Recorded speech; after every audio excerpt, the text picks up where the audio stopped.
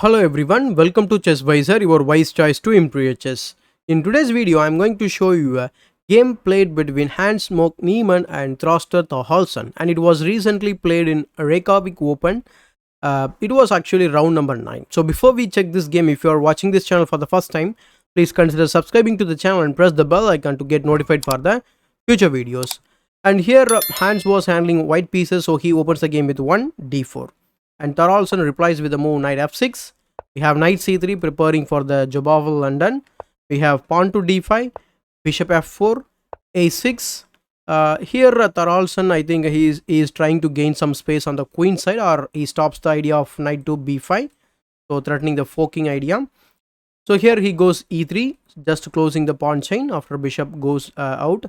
So b5, gaining more space again on the queen side. And here Hans Niemann plays h4. Now he goes on the king side. So here he plays e6, and that's kind of allows the plan of Hans Niemann here. The right way to continue the position is to simply wait with the move like h6, because at one point of time white would like to play the move h4, h6. So here if you play h6, that is not possible, and the main point is that you are actually waiting for white's response. If you play h6, he has to develop one of his pieces like knight f3. Then what we can do, I think you can put the bishop or develop the bishop and then close down the pawn chain. But in the game he directly plays e6, that allows Niemann to play the move g4. And here it looks like black is playing principled move like a pawn to c5, but it is not the right way to play the position. But the right move is to play something like b4 here, because you are immediately kicking the knight. The knight can go to a4, and then if you attack the knight further, we can play the move c4. If you do en passant, we can simply come back, and black can always try to play the move pawn to c5 at any point of time. But the thing is, during this process or the resulting pawn structure, I think it is better for white now. So going back in the game, he didn't go down that line, so rather he played a pawn to c5 directly, and we have g5 kicking the knight, and the knight goes to d7. And after this move, Niemann simply develops the bishop to g2, eyeing this undefended rook in the corner, and also it is pinning that pawn. At first sight it looks like we are hitting the rock here, but as you are going to witness, the position is going to open and this bishop will become a very deadly piece. So here he plays knight b6, and here instead of that he could have developed the bishop to counterattack this light square bishop, and he continued to violate the basic chess principles, such as he already violated multiple pawn moves, is all unnecessary pawn moves I should say, and now he moves the piece continuously, the same piece, and it is third time. And after knight f3, he went, or he did not stop moving the same piece again, but he plays the knight c4 idea. So I think if we count from the development, knight f6, knight d7, knight b6, and almost lost 4 tempos with a single piece. So here it is giving more chance to Hans now to punish these ideas. So he simply kicks the knight with the b3 idea, and here Thorhallssaon plays queen a5, so developing the queen early, but that is not going to help him now, because with this last move that is castling, and now Hans Niemann almost completed his development, but Thorhallssaon is playing just with only 2 pieces and multiple pawn moves, and yeah. So here going back in this position, in case if you don't castle and if you want to capture this guy, you can do that also. So but the black would capture the piece with a check, and even after knight to d2, after b takes c4, still white is better considering his development, and he is playing with only one piece, and he needs to figure out the rest of the pieces.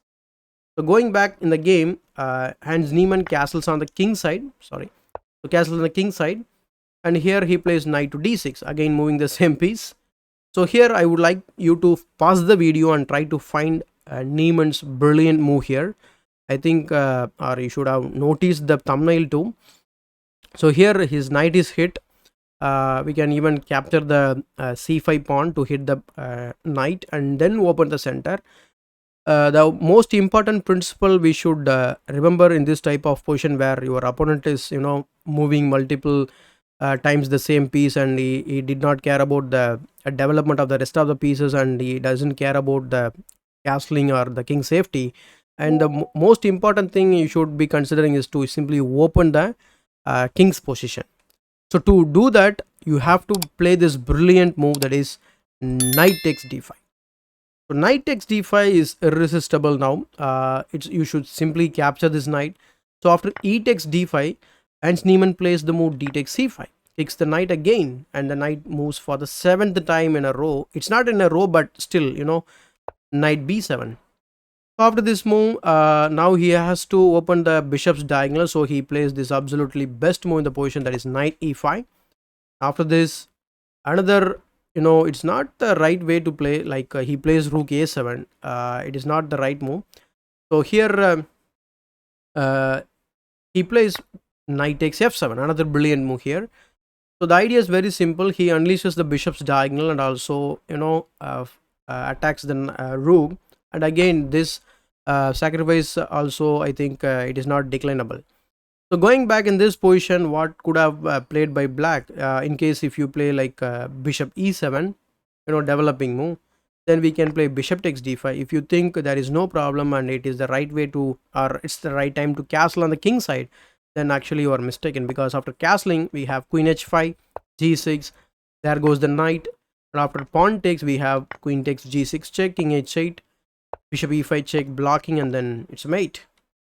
So such a great position for white. It's all because of his lead in development thing. So rook a7 is another blunder in the position. Knight f7, king f7, we have bishop takes b8, and after bishop takes b8 he plays bishop takes c5. And in this position, it doesn't matter actually, rook a8, it doesn't matter, because anyway white is going to win the game now. Bishop takes c5, queen takes d5 check.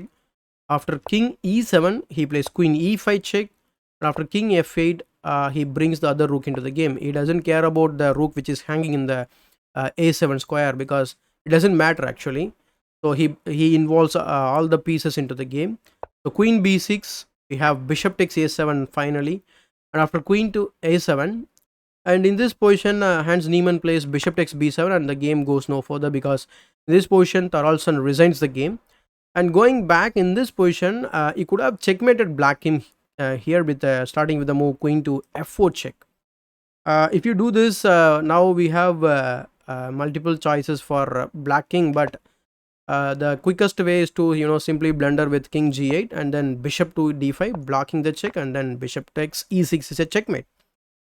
So going back, if you thinking about king to e8, then we have bishop to c6 check, forcing the king to e7, queen c7 check, king f8, queen takes c8 check, king e7, queen d7 check, king f8, and then finally queen e8 is a checkmate.